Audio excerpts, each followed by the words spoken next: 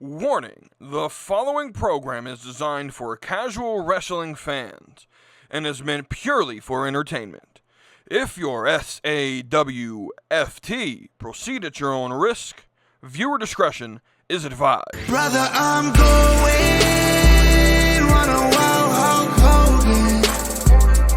If all I get's a moment, I'll make sure it's an explosion. Cause lately I've been seeing stars, trying to kick out on this jaw cord. But it's no holds barred, middle fingers like I'm Stone Cold. And what is up, ladies and gentlemen? It is your boy, WETOODEEP. I am back with another episode of the Slapping Meat Wrestling podcast. And we are on the road to Backlash. That'll be May the 10th in St. Louis, Missouri. We're going to discuss where I think the story's going. Y'all know how I fantasy book. I know there are certain people in wrestling companies that say, just stop fantasy booking, stop doing this, stop critiquing. No, we're wrestling fans. We deserve to have fun. And to do that, that's what's fun about wrestling, right? Is you could fantasy book it. And now there are some people who get upset and when their fantasy bookings don't happen, or they set themselves up for certain types of expectations, right? And when it doesn't happen, like, because some people really go into the fantasy world, right? But so we're gonna talk about like what we've seen post Mania so far. Where do I think it's going to lead? And with the information we have, we're going to discuss. We're going to discuss three things with that, and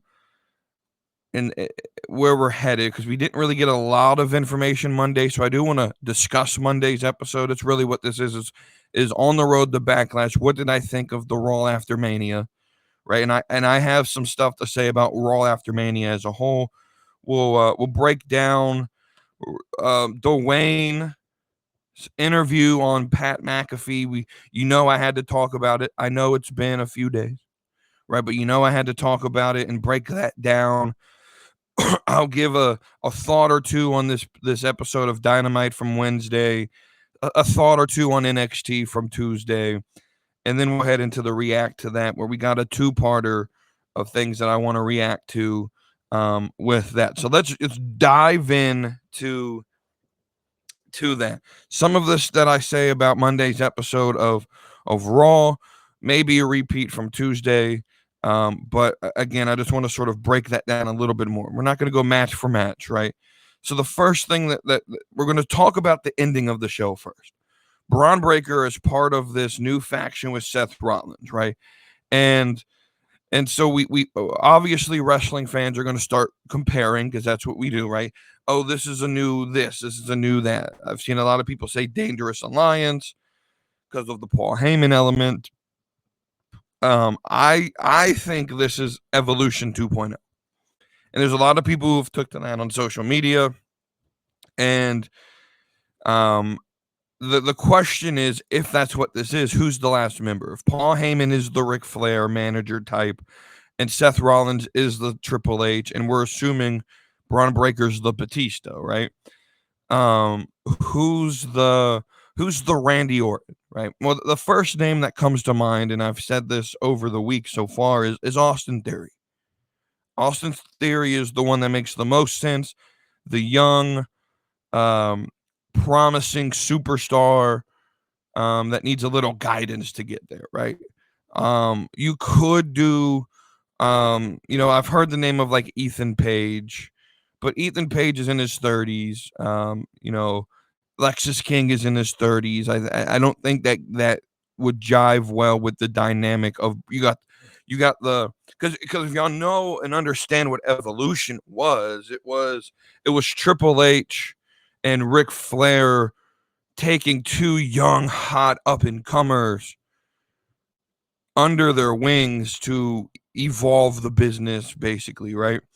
And so if we're continuing with that, with Rollins and as the guy, like the main focus of the group, the Triple H of the group, who's going to take two young up and comers under his wings. Braun Breaker makes a lot of sense. Austin Theory makes a lot of sense. He's still super young. I mean, I've heard the names of like, oh well, maybe it's Fraxium. I don't think that works. I just personally, but also like Austin Theory has a kayfabe like on screen in the lore history with Seth Rollins that they could play into.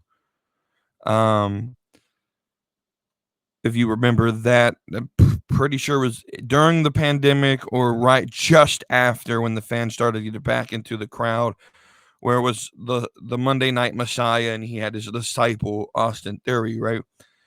That's the only name that makes sense to me on the roster right now, unless they sign some new young guy, right? Or it's one of the Evolve guys, which I highly doubt that it will be.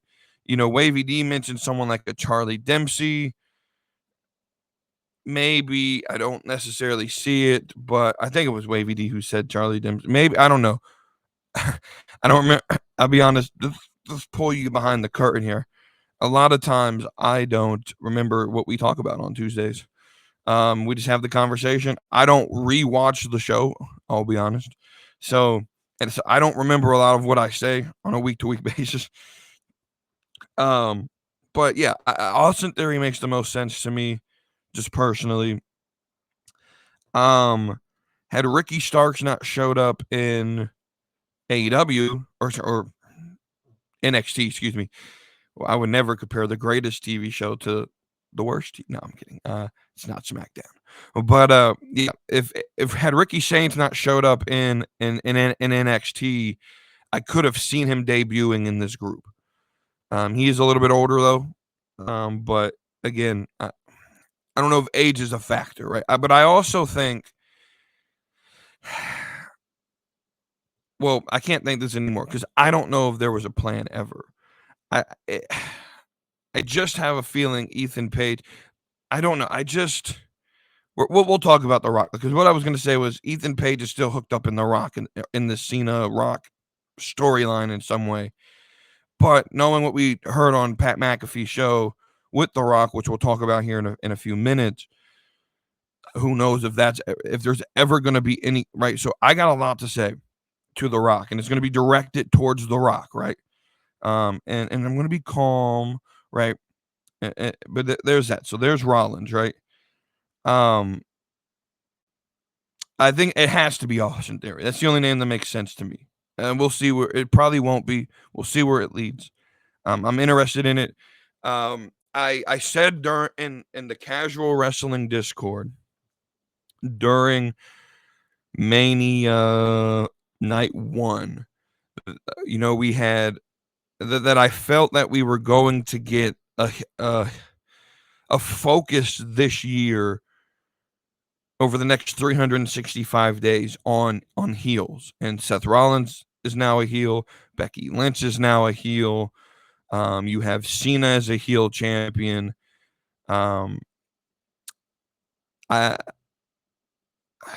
Jacob Fatu, while technically a heel at this point, I think he'll turn face. Dominic's champion, he's part of a heel, but again, he got a big cheer, but it is the Mania crowd, so how do we balance that, right? So there is a focus right now on heels in WWE, which I like because I think you need to establish an overarching thing right now, right?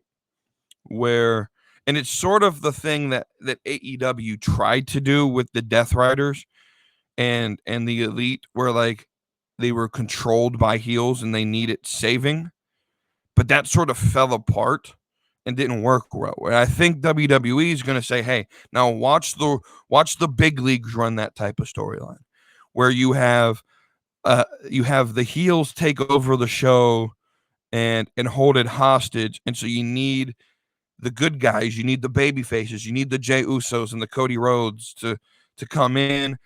I have a really strong feeling Sami Zayn's going to turn heel at some point in the near future. You got Gunther, who's been a heel, but he's been more of a tweener, right? But now he's up here choking out Pat McAfee, right? And so, yeah, man, I think we're on a run that will be very heel centric.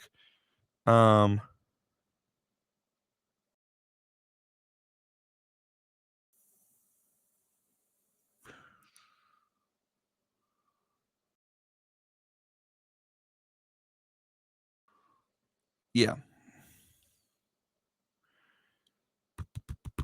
So there's that. Sorry, I lost my train of thought for a minute. Speaking of heels, let's talk about this heel Cena gimmick, right? And this sort of starts the conversation with The Rock on McAfee, but it's not really going to be. Well, actually, we'll save that for a minute. Let's talk about the other heel segment here. Becky Lynch, heel turn.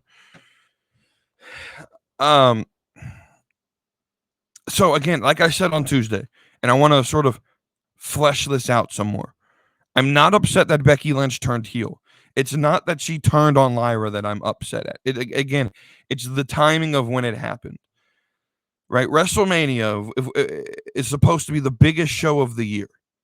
Right? It's supposed to be the biggest fights, the biggest matches, everything, right? For the most part, WrestleMania, and this is why I don't know if I've said it on the podcast, so I won't say I'll go on. I've been on record saying this, but I'll go on the record now and say it. WrestleMania, and I know logistically this would be a nightmare to change at the moment. WrestleMania should be in December, right? Because it is the culmination of a year's worth of product, or it should be, right? And so WrestleMania, and you could leave it in April, that's fine. But what it's supposed to be is the ending of a lot of the majority of the stories you're telling going into it, right? WrestleMania should be a place where feuds end so that you could begin something fresh going into the SummerSlam season, right? And so it's like the grand finale of a movie, right? And so, and for the most part, we kind of accomplished that in a lot of places, right? You know, Jacob Fatu gets the title, which is going to create, it starts a new storyline, right? There wasn't really a story between Fatu and LA Knight to end, but that was a plot piece that starts the drive of Fatu versus Solo towards SummerSlam, right? That so WrestleMania should do, because wrestling never ends and there is no off season. You don't really end anything. You just you or nothing ever fully ends. You're ending something and immediately beginning something new, right? It's that circular cycle, right? And so WrestleMania should end feuds and begin feuds, right? And there should always be, and every PLE or pay-per-view should have this mentality: is if we're ending a feud, we have to give a storyline to that makes it, we're ending a feud. So let's say, for example, with we'll go to an AEW example because the first thing that came to my mind: Toni Storm versus Mariah May at, what was that? Was that Revolution? The grand match that everyone says was so awesome that should have main evented. Yeah, right. There should have been at the end of that. So they ended that feud, right? And then Toni Storm comes in the next week and starts the new one, which is right. So Mania is supposed to be either a creation of a new story, a big moment that's a cliffhanger that extends a story, or it ends stories. And Mania should be the place where a lot of your booking over the last 365 days should end, right?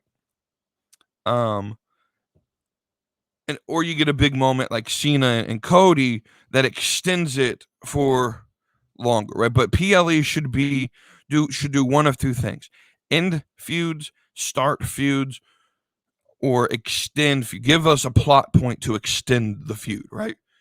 And I feel like a lot of times Triple H does it, Tony Khan does this. Every wrestling promotion I feel does it. They don't do a great job of doing that with every single story, right?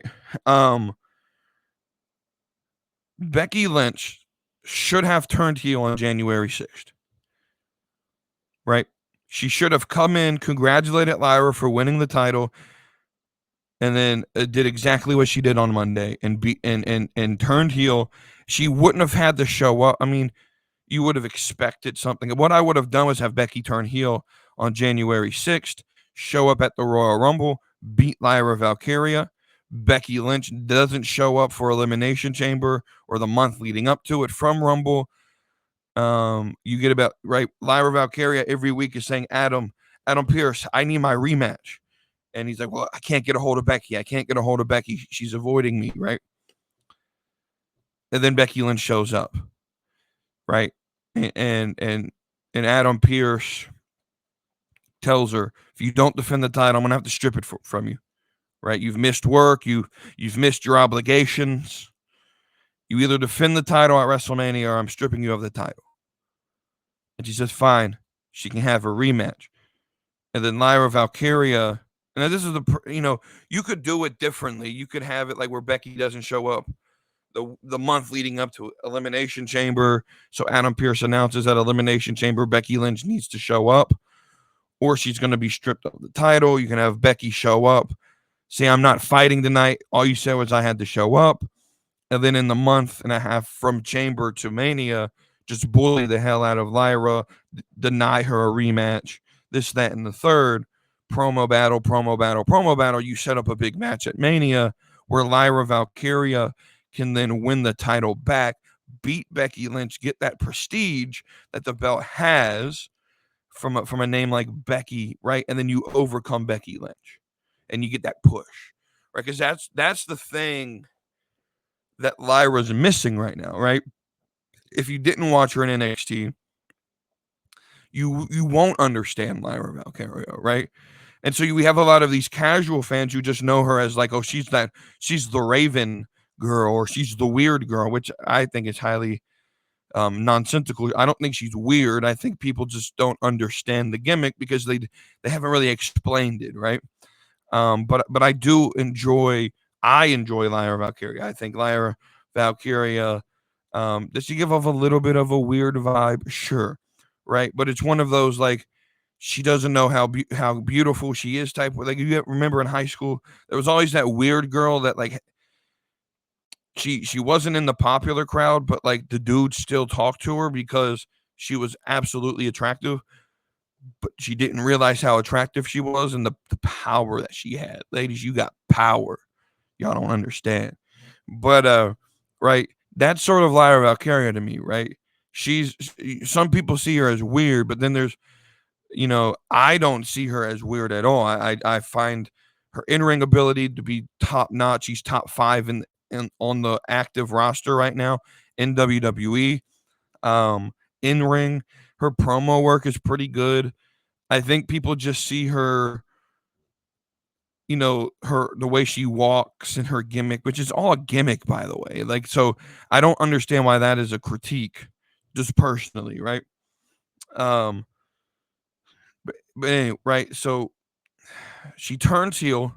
Becky Lynch does, right? She should have turned heel on January 6th, and we had 2.5 months, 3 months to build towards WrestleMania with Becky Lynch. Again, you could even have Becky Lynch being like, hey, if you want to do this, or I'll defend it against this, or, find a way to build a story that isn't, we're going to win the tag titles and then I'm going to turn on you the next day.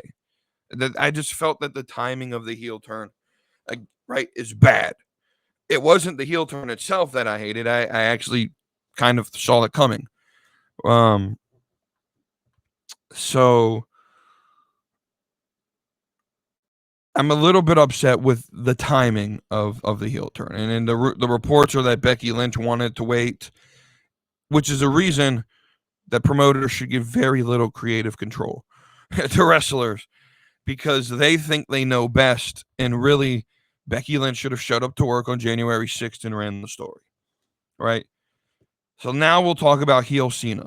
Because if you remove the Rock element from heel Cena, right? This gimmick works, right? But part of me is thinking as we are approaching, the next thing we'll talk about will be Dwayne on Pat McAfee. So we'll sort of combine these two little ideas together, right?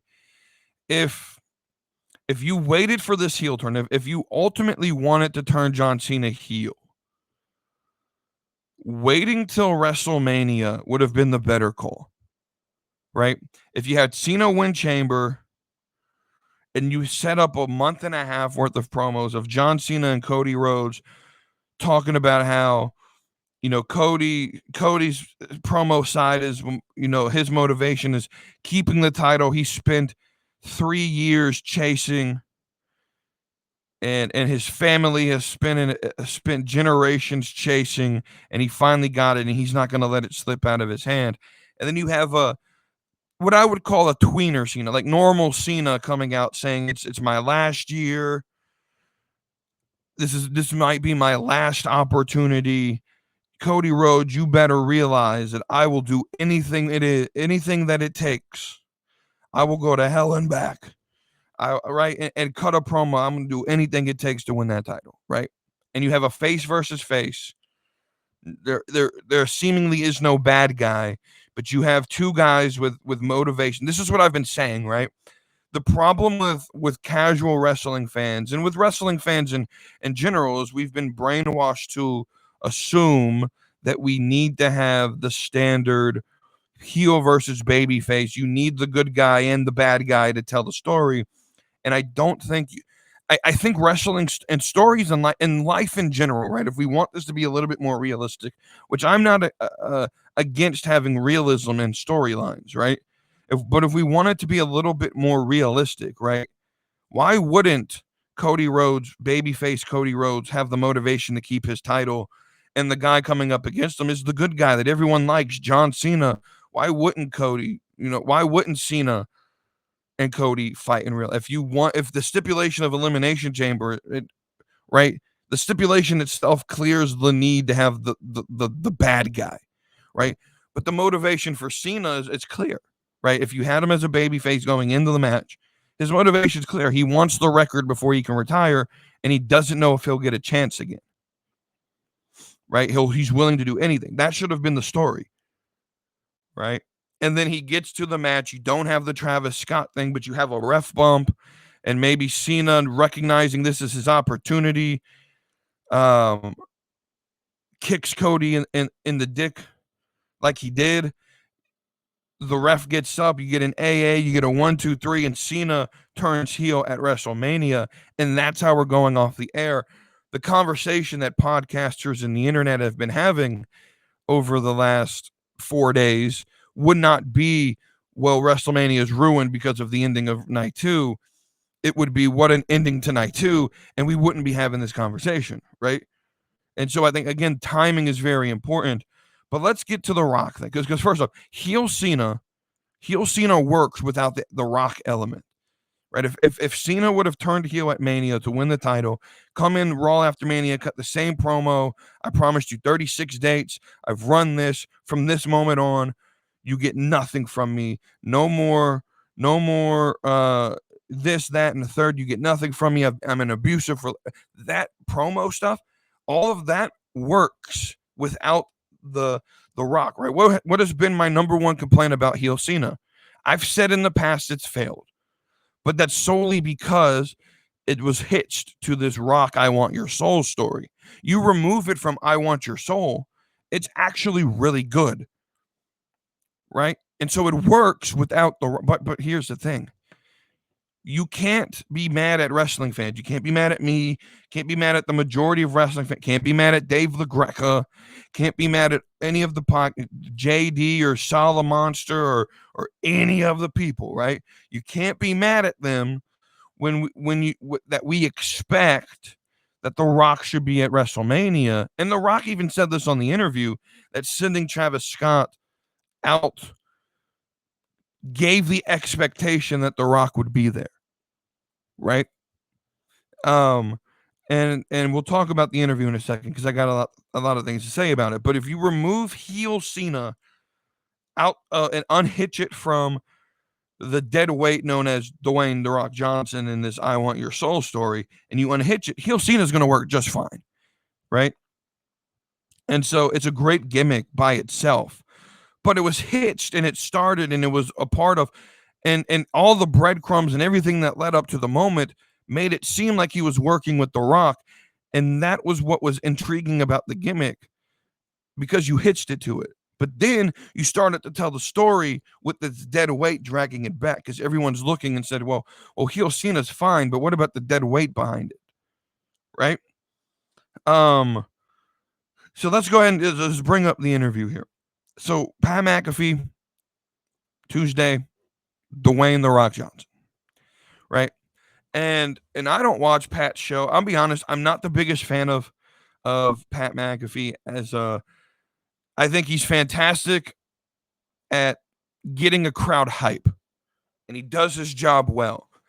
But his vibe is not my vibe, right? I don't get off on, like, if I tune in to watch a sports show, I just want you guys to talk about sports, and I don't want it to be like, oh, the bros hanging out. Like, I get the vibe you want, but it's not my vibe, right? First off, I don't really necessarily watch sports shows anymore. I don't necessarily care about sports that much to see what the insiders who tend to be wrong think about it, right? Right? But I'm not a big fan of, like, even with him on commentary, I think he does too much at times. He does too much that it takes away from moments. I'm just not like Pat McAfee's cool, right? But I just think like he's got this level of, and what I would say it's unprofessionality about him, where he's at the draft on his live stream, hitting vape pen or weed pens. He's the whole big night out thing. I'm not a big fan of that. Like, none of that appeals to me as a sports fan or as a wrestling fan, right? I think for me, when I, especially with him on commentary, what I look for in a commentator, I look for someone who does their job, and their job is to tell stories. Pat McAfee doesn't add anything to a story when he's on commentary. Right? Your job, right? That's why I lean towards Joe Tessitore, right? There was a joke made by someone online that the second that so Pat McAfee got choked out on Monday, and they said the second that Joe Tessitore sat down, my ears calmed down and were at peace. And it's true, right? There's just something about Pat McAfee that gets me on edge. He does too much to me. And so when he left and you put Joe Tessitore on there, Tessitore is a much better commentator to me, right? That's just me though. But anyway, so we go on the show. They introduce The Rock, and I don't watch the show very often.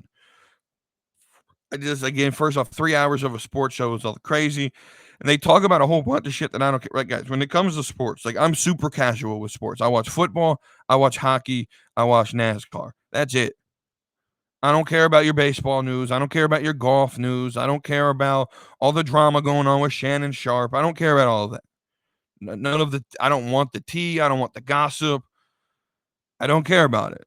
I just don't. And so I have zero reason to watch his show, right? Not saying that you shouldn't. I'm just saying I don't care about it, right? So I tuned into it solely with the intent of watching The Rock. So I didn't even know what time it was supposed to go on. Very little promotion of this. I do know it was on Raw for like a 30-second little advertisement, I believe, because that's where I think all of us saw it and we're like, oh, so this motherfucker can show up on McAfee, but he can't show up at Mania type. I think that's what the reaction was when they announced it on Monday, right? So anyway, I tune into the show, and all I care about is the wrestling talk. From apparently, The Rock gave another 30 minutes after the wrestling talk, talking about every single brand, but the one brand that he should be talking on a sports show for, which is the UFL. That's the only brand The Rock doesn't promote, is the brand that's actively in season right now with the UFL, and he doesn't promote them at all. He promotes Terramana. He promotes his health skincare brand, Papa Dewey, or whatever the fuck it's called. He promotes all the movies he's getting ready to make. Promotes all of that stuff, right? Um, and and so from the jump, like, that's crazy to me that you don't promote your football league that's actively in season.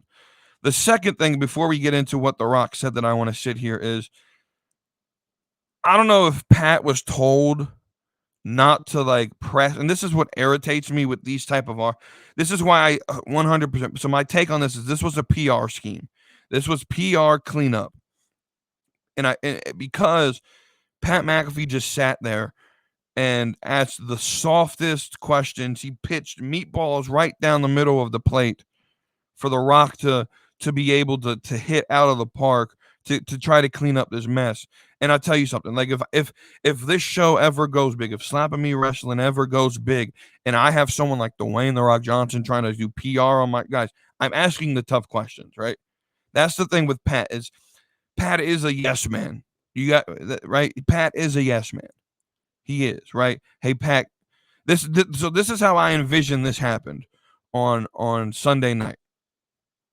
Ari Emanuel picks up the phone, or Nick Khan's at the arena with Pat, and they're just got done with the roast, or they're on the way to the roast of whatever, right? And Nick Khan walks up, or Ari gets on the phone. I don't know if Ari was there or not, but let's say he was. And they go to Pat and say, Pat, we need cleanup. We're getting shit on online with this. People aren't liking the ending. We need to do cleanup. Do you think Dwayne could show up on Tuesday and take care of this? And we need you to. We'll give you the questions to ask. We'll PR this, and we'll try to clean it up. Right. That's what could have happened. But I also think there was ulterior motives from Dwayne. I think this could have been Pat gets a text from Dwayne saying, hey, I got to clean up my image because I'm the one taking the heat right now. So I'm going to come on and explain it. And Pat McAfee, being the guy he is, knowing the type of ratings that The Rock would pop on his show, because there are a lot of wrestling fans who wouldn't have tuned into his show, that if he said The Rock was going to be there, all the wrestling fans would tune into it.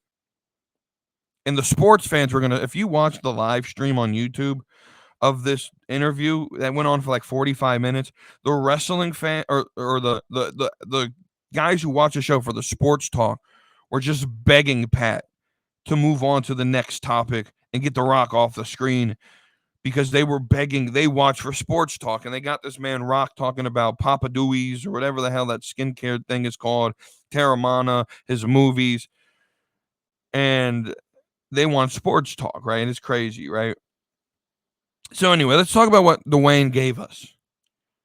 Outside of the fact that Pat McAfee didn't ask any hard questions, he didn't push back on the bullshit. He just sat there and took it like the paid stooge that I think he was. Just to say that, right? Not saying anything bad about Pat. I think I think this was 100% Pat. You got to run this. We got to do cleanup. You can't ask hard questions. You can't follow up. Just let The Rock say his piece and ask about his movies, ask about his other brands, but we can't push on why he wasn't at Mania. You could ask the question and let The Rock give an answer, and then once The Rock gives an answer, don't push back on it. Because me, I would have pushed back on the answer because I can detect bullshit from a mile away, right? So listen to this. I was in a constant state of rolling my eyes. I think eventually they got stuck in the back of my head. Because the first thing that The Rock says, the first thing Dwayne, I'm not calling him The Rock no more, Dwayne, the first thing Dwayne says is, I'm speaking as DJ Dwayne Johnson, the chairman of the board, which again, right, he segments, and I know there's going to be so many people that, okay, Fabe's dead. Why are we getting so upset that The Rock shows up does it? Because, guys, I don't pay to see The Rock as Dwayne Johnson. I pay to see The Rock, the gimmick. And if his gimmick at the current moment is the final boss and he's a bad guy, he needs to be a bad guy, right? You look at John Cena, how he is in outside of the meet and greets, which I still wished he would have just been stoic, never moved, never said anything, no handshake, no smile. That would have been right with the title one. That would have been a great. Or imagine, like, so he's been doing this thing where, like, he wears the title backwards and he doesn't show his face. So, like, you saw the picture, like the point picture with Triple H and Cena, where Cena was facing backwards and it was the back of his head with the title on backwards. That should have been the meet and greet photo, right? Imagine that photo would sell. So that's a moment. As a wrestling fan, that's the type of photo that I want. I don't care about two fucks about meeting John Cena. If I got a picture with John Cena as a heel for the first time in 20 years, bro, that's a crazy photo. That's a memory, right? It's like people who pay to go see MJF. They don't want nice guy MJF. They want MJF to rip them a new one, throw their toy across the hallway, sign it, and then tell you to go fuck yourself. That's what you pay for. Again, it's about the experience. Wrestling should never just be about, like, oh, I want to meet. Obviously, you guys have your favorite wrestler, right? Like Dolph Ziggler was mine, right? And I've met him twice.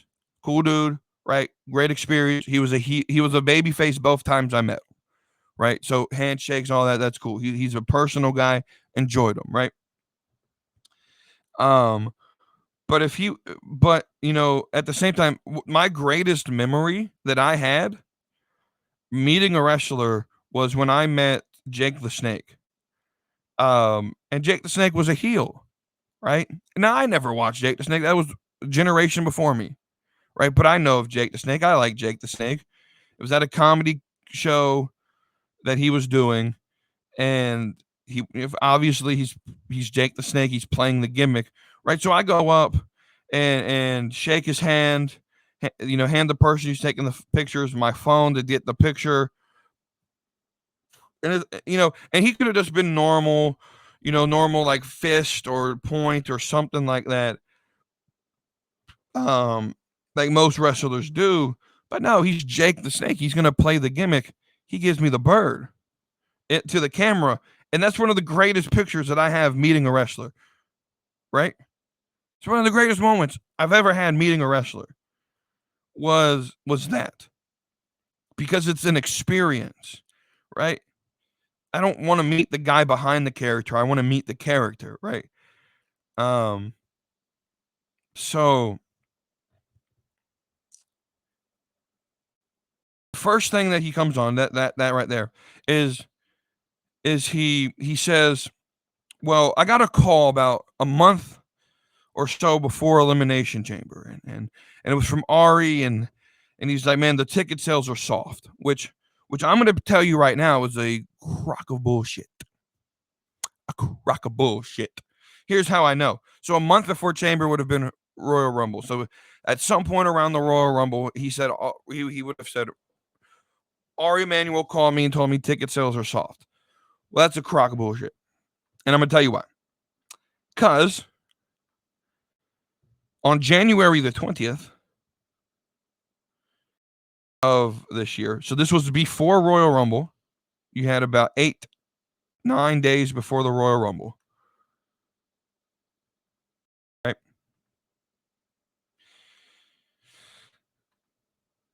On January the 20th, you had, this is from WrestleTix. Where they get their data from, I don't know, but it's official data. He has contacts with Ticketmaster that can confirm these numbers. You had a current setup, or you had a setup on January 20th of 30,442 seats. 30,442 seats on January the 20th that were set up for tickets distributed on January 20th.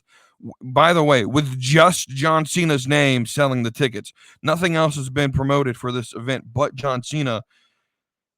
Tickets distributed 26,168, meaning there's 4,270 tickets remaining. With 40 days out from the show, you had 86% of the tickets sold. Ticket sales were not soft, big guy. Try a different lie. So what we end up having is, so a month later, February 24th, I got receipts here, right? A month later, February 24th, WrestleTix posts another update. Now he does this every week, but this was then I wanted to see about a month later. So this would have been 5 days out from the show. They add about 2,000 seats more available, meaning ticket sales are doing well, that they figure that they could open more. And there's 29,000. So there's 32,000 available seats. There's about 30,000 tickets distributed, about 2,000 tickets left. 5 days before, right? Now this was 3 days after The Rock showed up and said, "I want your soul." He showed up that, what was it, the 21st, which would have been a Friday, right? He showed up that Friday on SmackDown, says, "Cody Rhodes, I want your soul." 3 days later, so that would have been that Monday, and they sold an extra 2,200 seats for The Rock, right? The day of the event, ticket sales must be doing really well. The day of the event, they add another 5,000 seats available, and they end up getting 36,000 tickets sold on the day of the event. They've opened Upper Deck. Again, this is what was going to happen in the first place, because there's 2 points I want to make about why ticket sales may have been, in his words, soft. It wasn't that The Rock wasn't there. It was, you charge a fucking arm and a leg to go to these events now. But secondly, most people, like myself, when I go to Monday Night Raws, I don't buy tickets till either the weekend before or the day of the event, trying to get the cheapest ticket possible. Most people wait last minute, especially when they don't know what the card is for a PLE, right? If you call a month before the "I Want Your Soul" gimmick was started, right, and that storyline was started, if you call a month before that, well, obviously you're 40 days out from the event. Obviously, ticket sales aren't going to be where you wanted them to be. But at the time, you had 85% of you had almost 27,000 tickets sold solely with the name John Cena. Stop acting like The Rock sold tickets. If anything, and we can't just put this on The Rock, from January 20th to the night of the event, there were an extra 10,000 tickets sold. And I bet a lot of it had zero to do with The Rock. I bet a lot of it had zero to do with The Rock, because I'm willing to bet a lot of it was about The Rock, because that was an interesting gimmick that you started. But let's stop the bullshit that Ari Emanuel called you because ticket sales were soft. You had 85% of your available tickets sold 40 days before the event. Right? This was obvious. This was a cleanup from Dwayne, and it may have been Dwayne cleaning up his own image. He goes on there. He says, I didn't want to overshadow. We paused the "I Want Your Soul" gimmick because I didn't want to overshadow John Cena's moment. And here's my problem with that. Here's my problem with this. This entire story is predicated and revolves. It's hinged upon, I can use as many synonyms as you want me to say. It's entirely hinged upon The Rock being there on the show of shows to get the payoff. So I did this on Tuesday in my solo episode on Tuesday, but I'm going to go back and do this. What was the point of Bad Blood?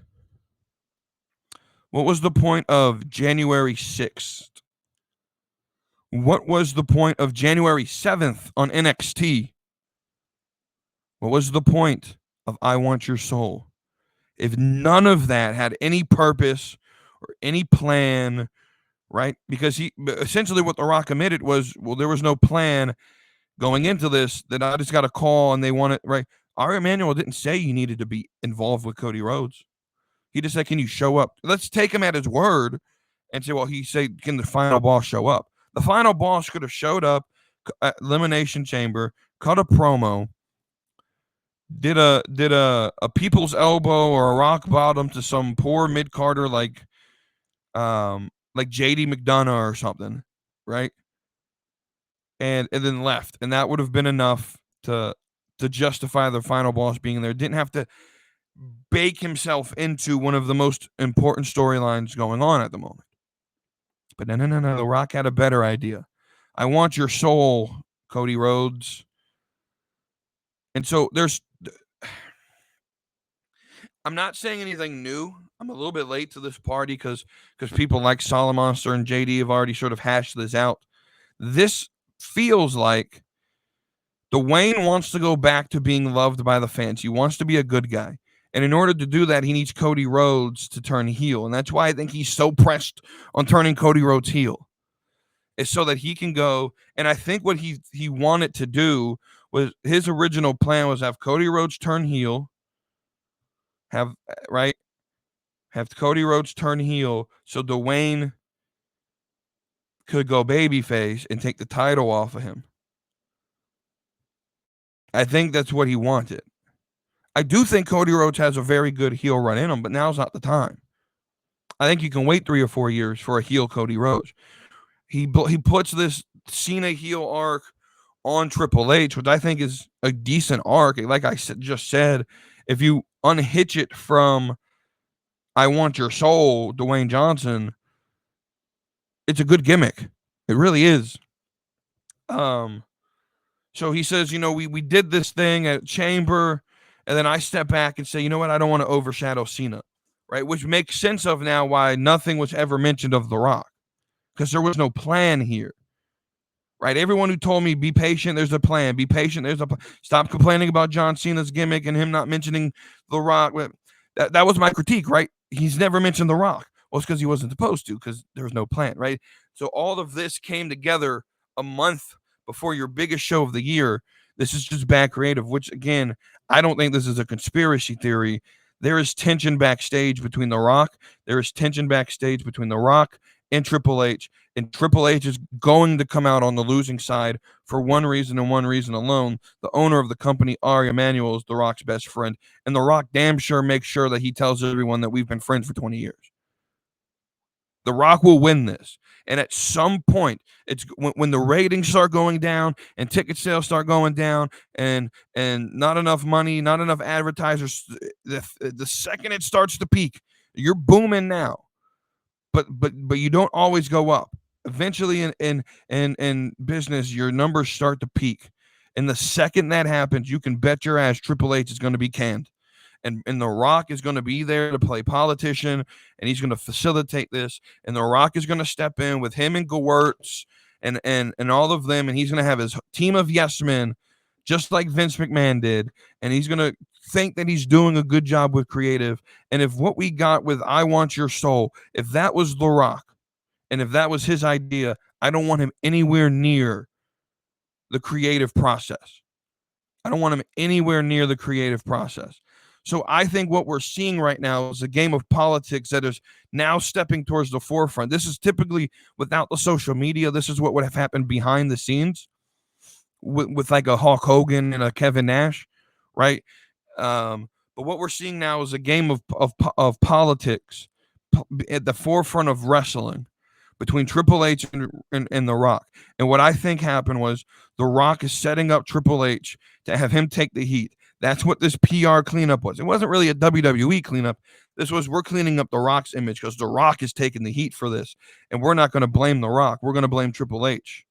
Triple H made the call to turn Cena heel. My idea was to turn Cody heel. And it could have been Cody being my champion. And then I would have showed up. Now. Right? Triple H said no, and he made Cena heel, which was actually the better idea, by the way.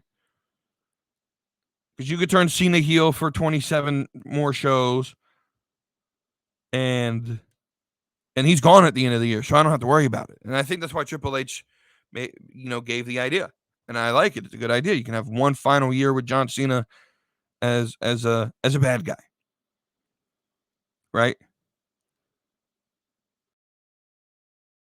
But what I think is also happening is that Triple H gets told who knows how long before the event that The Rock won't be there. It may have been day of. Maybe he was fully expecting The Rock to be there, and The Rock never showed or called late or what. Who knows, right? I think Triple H is smart enough to know that the ending of that match, the ending of Mania, didn't need Travis Scott, but I think he was smart enough to know that if he sent out Travis Scott, every fan watching in the arena and online on Peacock or Netflix, if you're watching in a foreign country outside of the U.S., that every person watching the show, if Travis Scott walked out, would be expecting The Rock. And so I think what Triple H did was sent Travis Scott out anyway so that The Rock could take the heat. And we're watching a game of chicken right now. Who's going to budge first? That's what I think is happening. 100%. I think we're watching the politics behind the curtain step into the screen. And I think Triple H has contingency plans. I think he understands what he's doing. I'm not the biggest Triple H supporter. I think some of his booking has been bad. But this has brought a new light, some new information to me in my mind of, well, what if a lot of his booking, especially around Cody Rhodes, because that's where I've complained a lot, what if all of that is because The Rock is sabotaging that storyline? And so I fully don't know if I could fully blame Triple H. Obviously, he gets final say of what goes on TV. And this story is not the only story that has been mid for this entire build. Triple H still, I'm not taking back anything I said about you about the build towards Mania, especially for the mid card, because that was not good. But with this story in particular, I don't know if, again, I'm 100% putting the blame on The Rock. I am. I think he's trying to intentionally get Triple H out of the company so that he can insert himself and his creative yes men team around him because they think they can tell better stories. And I'm sorry, it's just not going to happen. I don't know, man. I think within the next, I'm not going to be surprised if it happens this year, but I do think by the end of 2026, Triple H, when the numbers start going down, Triple H is out. So that's the story that everyone is now should be invested into is, man, if these numbers start going down, if quarter, what are we in? We're in quarter 2 of the year. If quarter 2 sales start dipping, or if we get into like quarter 4 where everyone tries to maximize profit at the end of the year, if quarter 4 sales, well, really they try to maximize profit at the end of quarter 3 because that's like the end of the financial year in October, right? It wouldn't surprise me if in October, if the numbers are looking bad, worse than last year, that The Rock steps onto the scene and says, we got to get Trips out of here, right? I think The Rock is personally mad that he didn't get his match with Roman at 40, that he took off time and dedicated himself to be committed to WWE for WrestleMania 40, and he didn't get the match with Roman that he wanted. And I think he's personally mad, and he's now gonna, I think, take it out. I do. That it may be a conspiracy theory, but I promise you, within the next 2 years, I think Triple H will be ousted as head of creative. I don't know if he'll be fired from the company, but I do think he will be ousted of being head of creative. I think Dwayne and Brian Gewirtz will be the head content people at some point in the next 2 years. So that's where I stand on that. Does Dwayne think we're dumb? That's the last. This is where I'll end this on. Like, does Dwayne think we're dumb? Again, you gave us breadcrumbs at Bad Blood. You gave us breadcrumbs at on Netflix debut. The next night on NXT, you really didn't give us much. because you were drunk out of your mind, right? And you remember that promo. That promo did not age very well because he says, I'm 20 steps ahead. Just enjoy the ride The Rock is taking you on. And in the homage of one of my favorite movies, Talladega Nights, this is what The Rock says to the fans complaining about him saying that. He says, well, hell, y'all, I was drunk when I said that. Shout out to Talladega Nights. Well, Ricky, I was high when I said that. Anyway.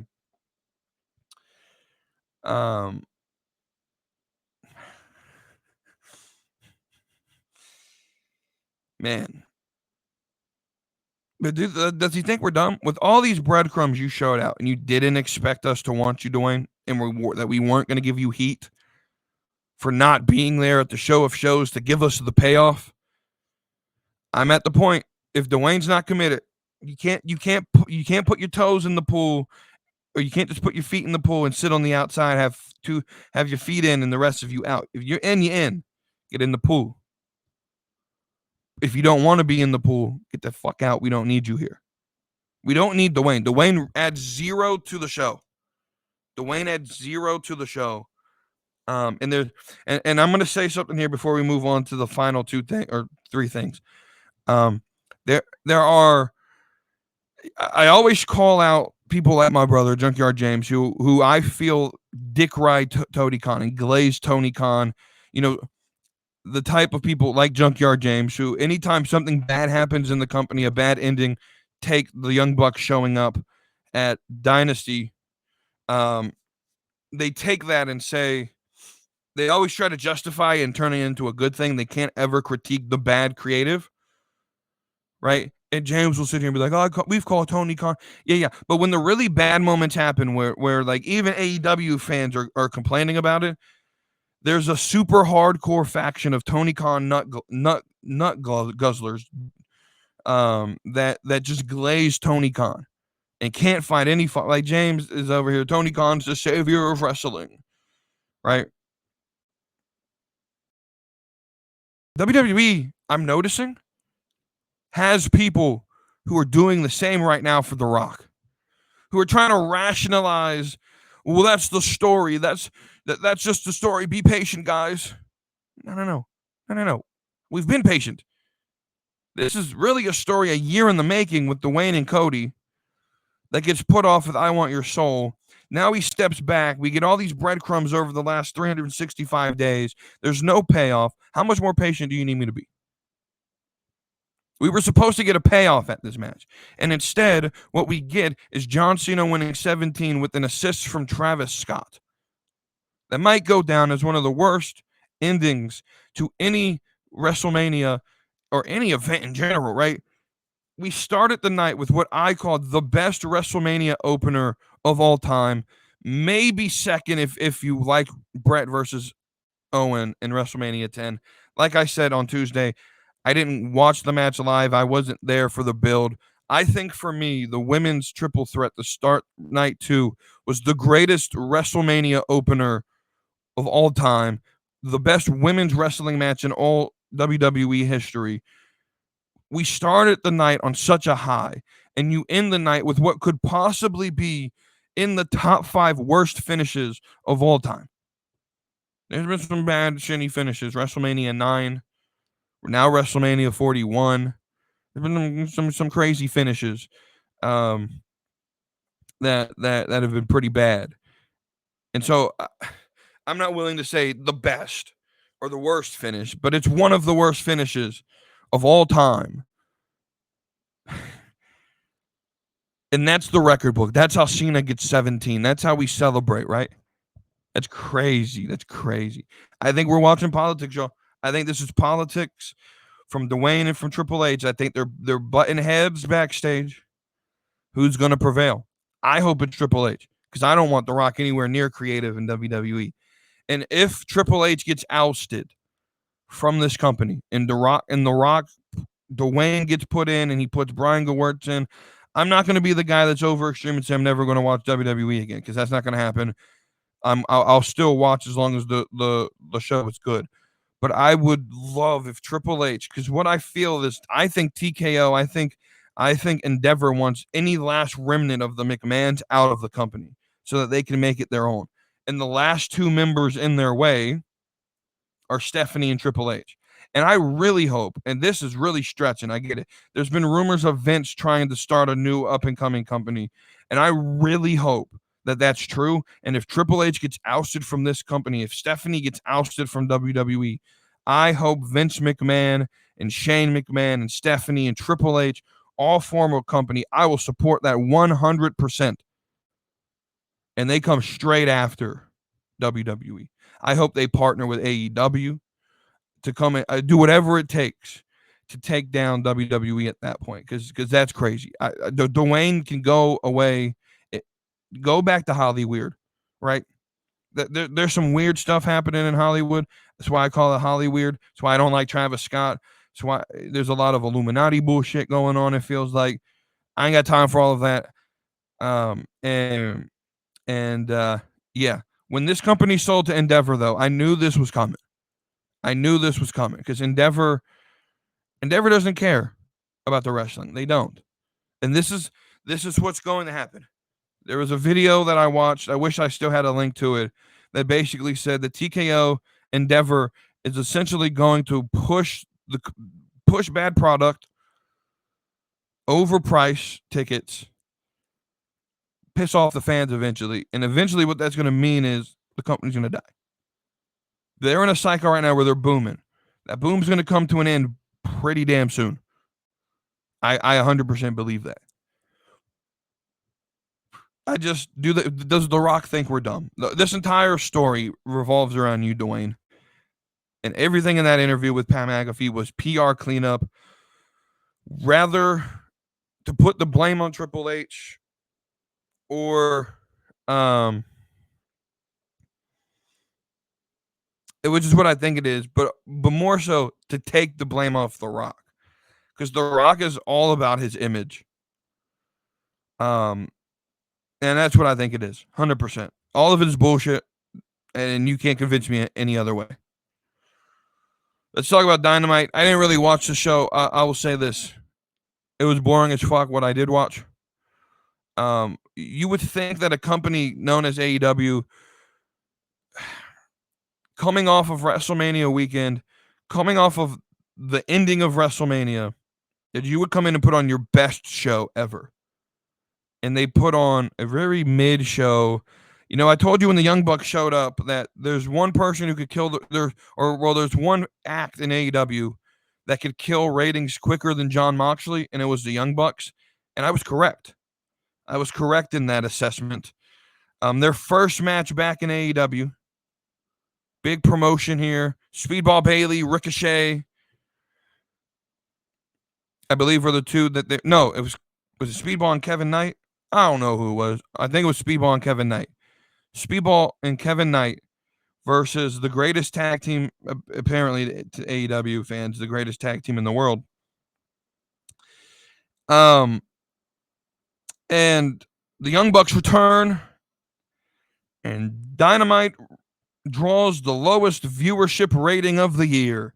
Like I said, the Young Bucks are literal ratings cancer to the product, and I'm justified. That's all I got to say. That's all I got to say about it. The show was boring. It wasn't bad. It wasn't good. It was boring. You had a main event with Jamie Hayter versus Chris Statlander, which was a decent match. Jamie Hayter is now going to face Mercedes Moné in Phoenix at Double or Nothing, where we know Mercedes Moné will beat her, as Mercedes Moné will win herself another title against Toni Storm at All In, and then have all the belts, never lose anything. I don't know. This is just stupid to me. I'm tired of Mercedes. I'm tired of all of these people. The show wasn't good. Ain't much more to talk about. NXT. I'm gonna be honest. NXT is good. I love NXT. But for a post Double or Nothing, as we're heading towards Battleground, I believe is what it's called in a month in Tampa, where you have Battleground going up against Double or Nothing.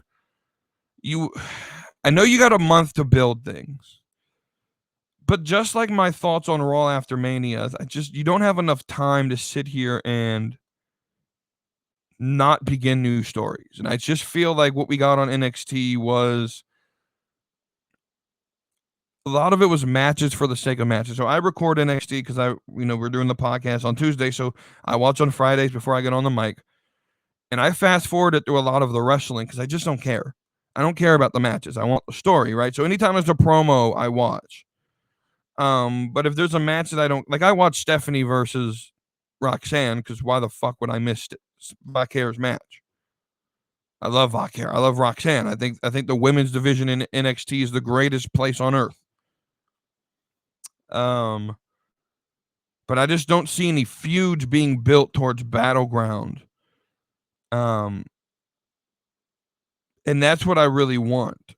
I want the continuation of story, and we're getting basically just simple promo. My favorite part of the whole night was the cinematic stuff with the D'Angelo family. And I wish we did more of that on the main roster. Right? That's the type of stuff that I wish we went more cinematic in wrestling. And that D'Angelo family stuff, that's drama right there. That's what gets you hooked to the show, to make you want to watch. Stacks versus Tony D will happen at Battleground, I'm assuming. And boy, I wish I could be there. If you're in Tampa, boy, I wish I could be there.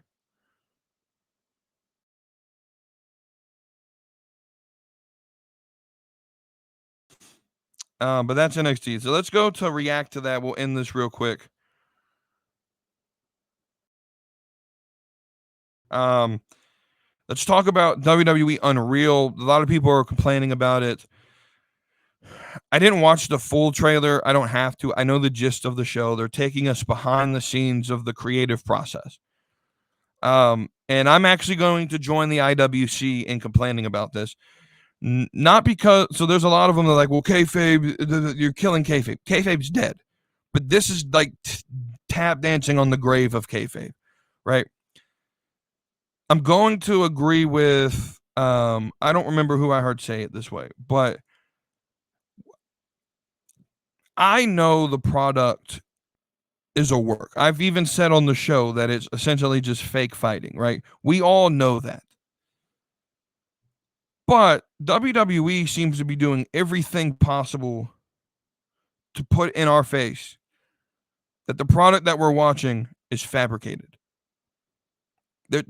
Right? They want the reality stuff, right? Because that's what draws people. I hope the show flops. I do.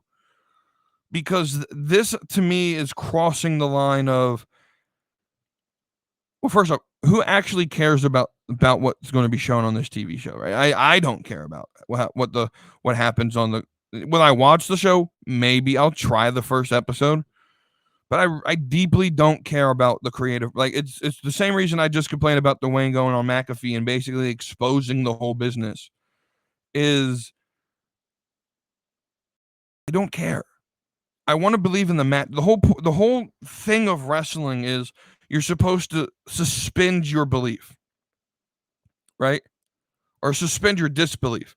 You're supposed to believe that what you're watching is reality, even though you know it's not. And what WWE continually tries to do is end that magic. I couldn't even imagine being a kid in this generation, trying to grow up and being constantly told that what you're watching is not real. There was just a magic about being a kid thinking that The Undertaker and Kane were brothers.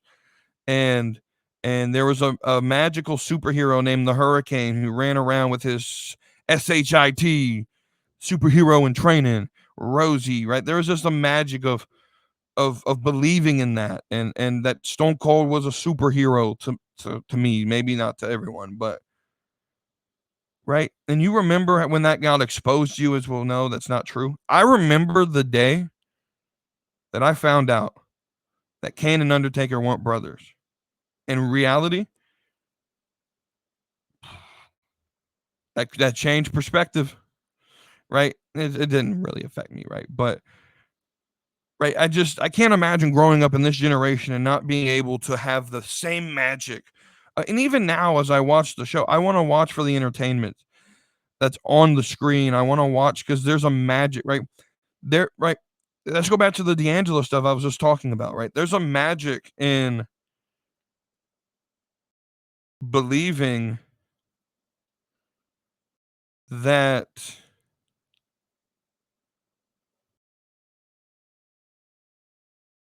Tony D'Angelo was a mob boss and his underboss just turned on him, and now we're gonna have a mafia war, and that's just crazy, man.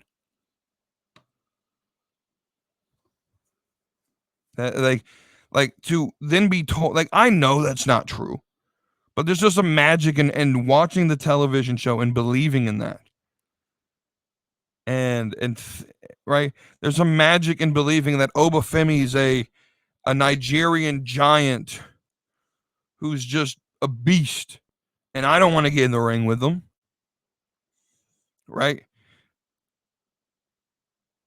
And then to have a show go behind the curtain, show the production of how this runs, and expose fans to a side of the business I don't think should be exposed to, right? There's just I don't care about the politics. It's the same thing I said to start the show. Like, I don't care about the drama of what goes on backstage. I think it's all childish. The politicking that The Rock is doing and what Triple H may even be doing, I think it's all childish, but that's the business. But I don't want to see it exposed.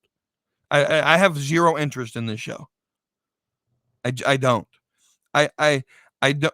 So I think some of the reaction to it, oh, it's killing kayfabe, is a little bit extreme.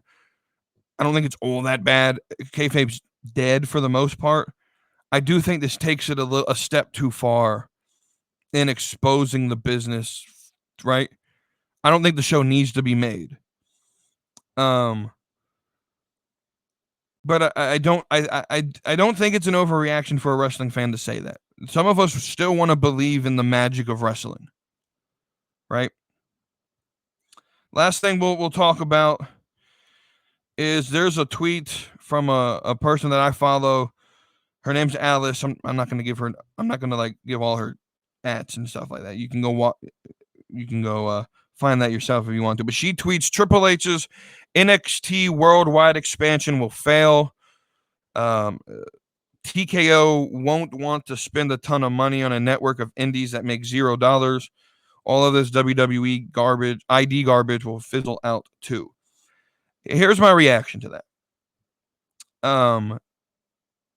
First off, adamantly wrong, and I'll stand on that business. It's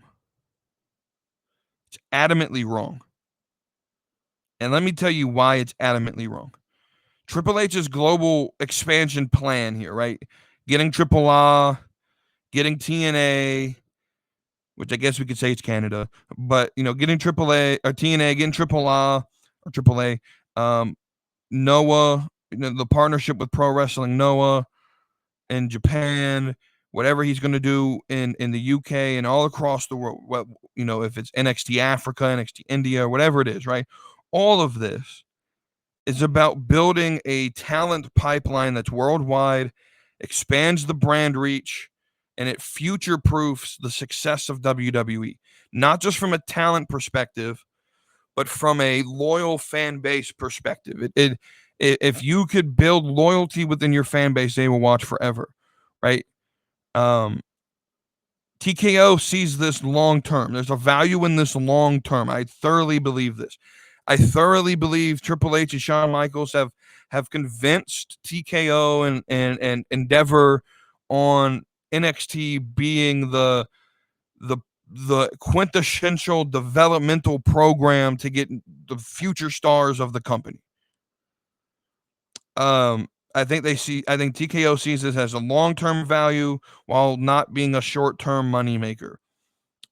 It's the foundation of the develop. So I'll always say this: the future is the foundation of the of the company, right? You have to future-proof, and that's what this is, right? So the response that I got back from her was, "I get it, but I don't see much value in it. A worldwide pipeline isn't necessary and doesn't create much value," which I again disagree with. So I said to her, "Well, NXT UK gave us Gunther, Rhea, among others, Dragunov, right? This is just that, but at a global scale. WWID has already found solid future talents like Zeta Steel, Swipe Right, Jackson Drake, Kendall Gray, right?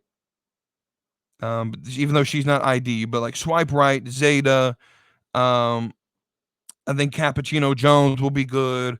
Jackson Drake will be good. In the same way that NIL has found Oba and Kalani and Tank Ledger, I think they both, right?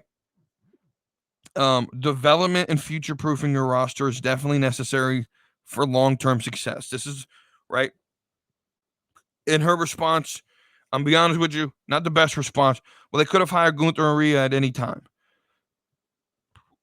right? You just hire talent whenever you want them, basically, right? But here's my problem, right? Let's use Rhea because Rhea is the perfect example for this, right? Rhea signed with WWE in 2017 after 3.5-ish years of wrestling experience, right? She was known by virtually no one outside of Australia. Did anybody know a wrestler named Demi Bennett unless you lived in Australia? No. But she signs, she becomes Rhea Ripley, she joins the Mae Young Classic, loses her she wins the first match, I believe, and then loses to Dakota Kai in the second round. I believe that's how it went, right? But she was a future star. She goes to NXT UK, dominates that, comes over to actual regular NXT, dominates that, goes to the main roster, and is now arguably one of the top 3 best women's wrestlers active today.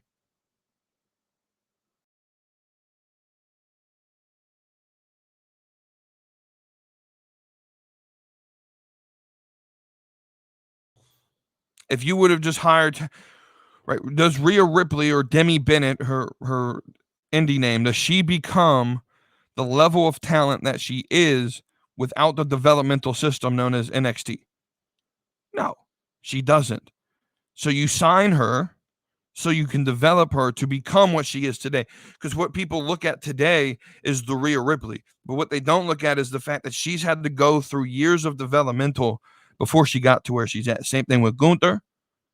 Same thing with Dragunov, right? This system is meant to develop talent to the WWE style. But I also added to this. It's also, again, it's not about the talent, though. It's about creating a global footprint and loyalty with the locals. It's not just about talent. It's about territory. Someone responded with, "This feels like hoarding talent more than anything. It's a great system to transition athletes to wrestlers globally, but the indies exist for." But here's the problem. Here's the problem that everyone, because James responded similar to this, and this is what I want to bring in. James's response is, Junkyard James, says the issue is that Zeta and Gunther and Rhea all cut their teeth in local indie promotions for years before being noticed. First off, maybe Gunther, maybe Rhea, sure, but Rhea had 3 years of experience in the Aussie scene, which isn't big, by the way. And Gunther was running Europe, which is a little bit bigger. But Zeta Steele's only wrestled for 2 years. Rhea, when she signed with WWE, had only been wrestling for 3 years. I don't know about Gunther. I didn't look that deep into Gunther. The problem with this, right, he says the global expansion creates opportunities for the next generation to cut their teeth, or creates less, excuse me. This global expansion creates less opportunities for the next generation to cut their teeth and pay their dues. If the PC program worked like it was intended, they wouldn't have gone this route. Again, absolutely adamantly false. Going back to this other person who says this feels like it's hoarding talent, the indies exist for the same reason. Here's the problem with that. Everyone loves to what's the word I'm looking for? Um,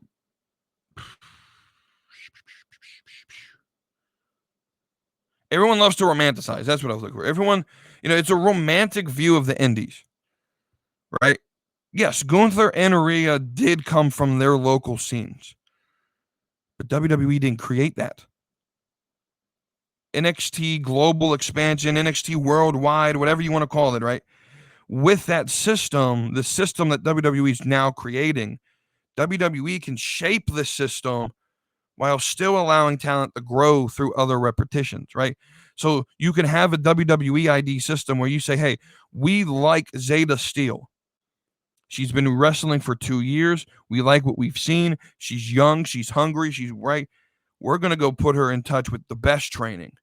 We're going to put her in touch with the best trainers. We're going to put her in touch with the best training schools and the best wrestling promotions. And we're going to get her on GCW to get reps. And we're going to get her on Future Stars wrestling and ID tournaments. And she's going to wrestle in Evolve.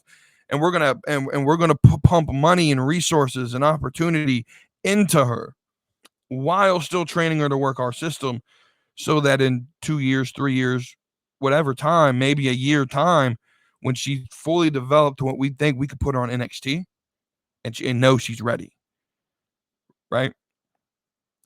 All this system is doing is pumping money into promotions that already exist. It's pumping money and resources to give people opportunity. Y'all, IWC people, as much as I love indie wrestling. I think you need to support indie wrestling. The indies are the future of the business.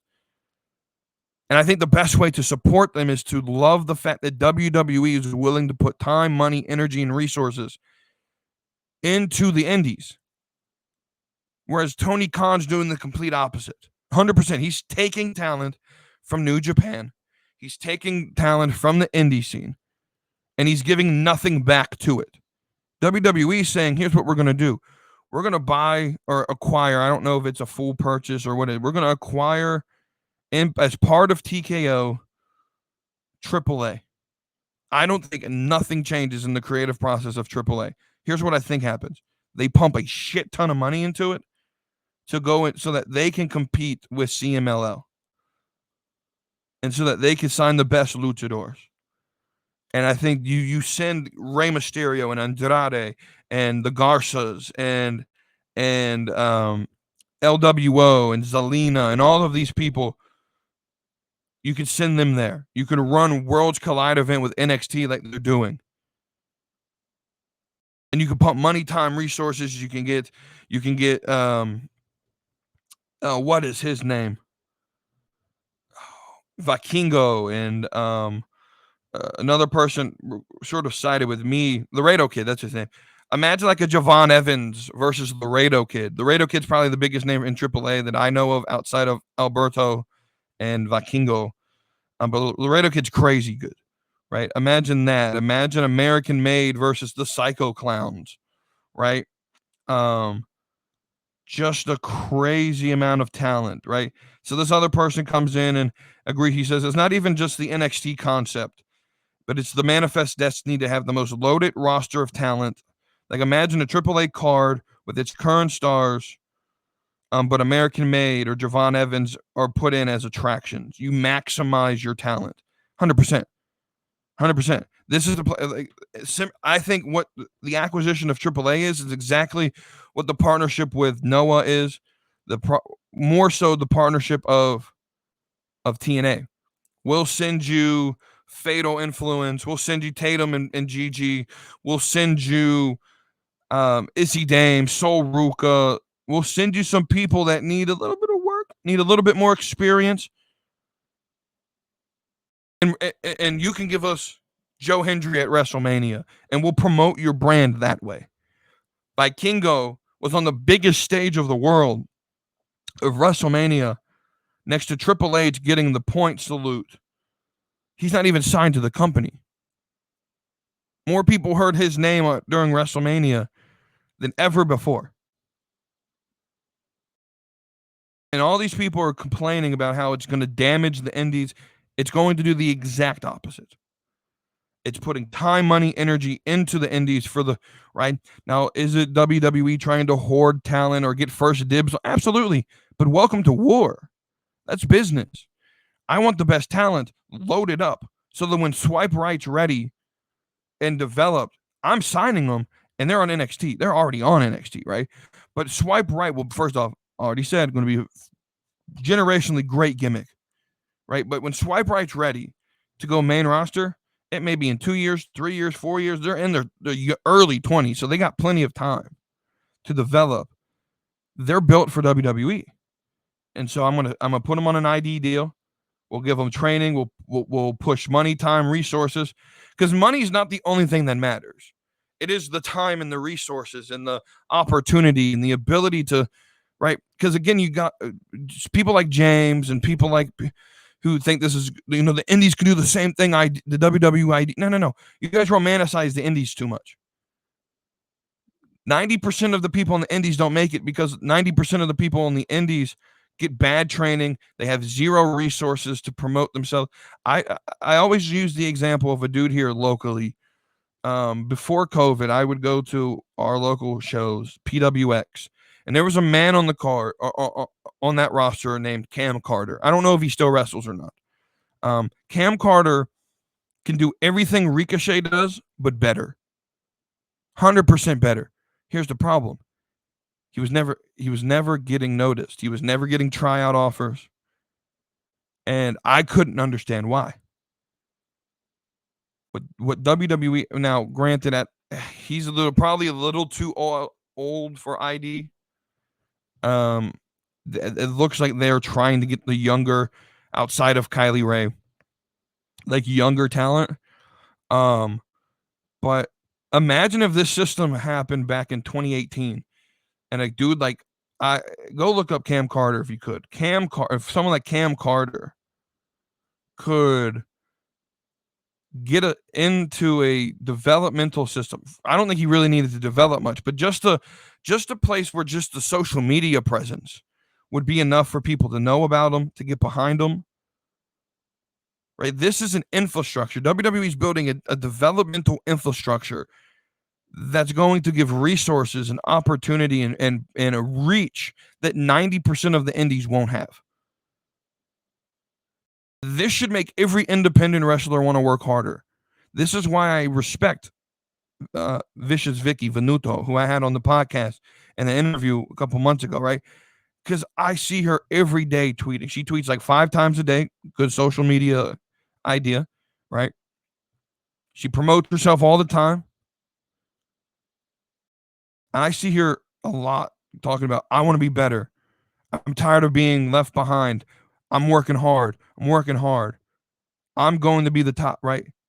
It's that should be the mindset of every independent wrestler in the company, on the business. If you're getting into wrestling, you should want to be the best that you can be so that WWE could say, we want you, right? We want to give you an opportunity.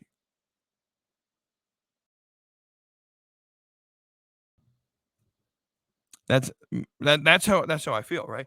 So many people romanticize the indies because of people like Matt Cardona who can make great livings off of it. But 90% of independent wrestlers either have second jobs or struggle, live in hotels, live in their cars, struggling. One of my favorite wrestlers at that promotion, PWX, what was his name? He's an insurance agent on the side. I think he's like a health trainer as well. Oh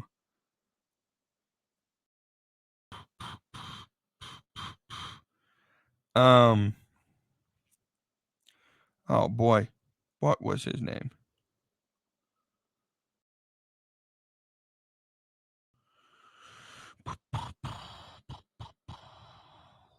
Crazy that I don't remember it. I haven't seen him wrestle in like 5 years, so his name doesn't cross my mind, but I'll find it because I want to say it so that y'all know it.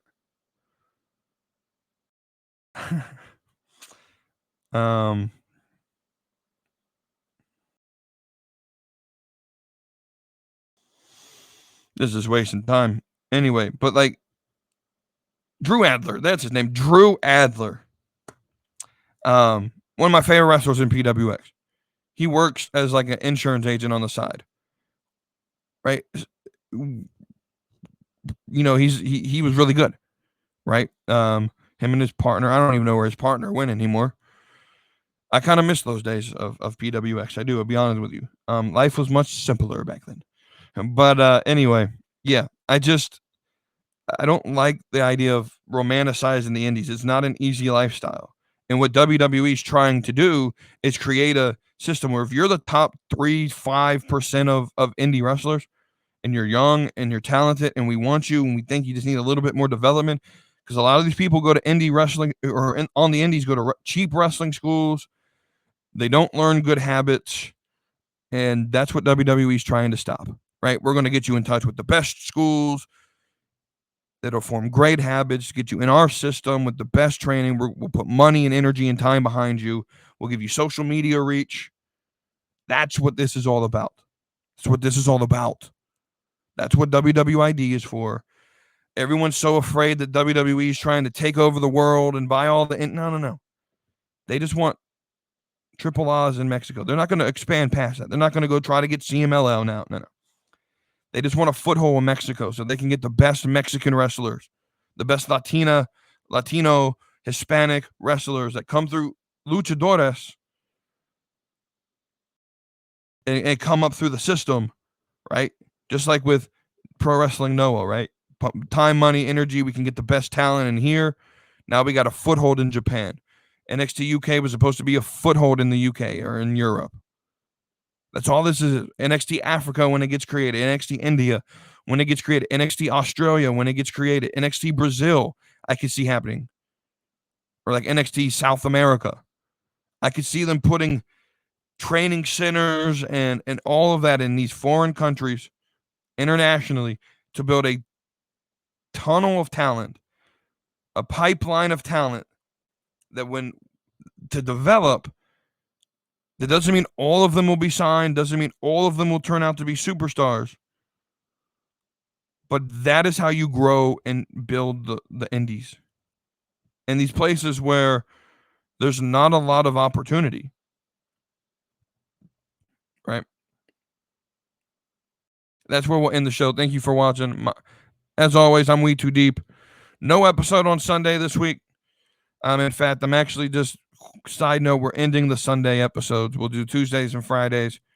It's just a lot of content to prepare. So we'll do Tuesdays and Fridays.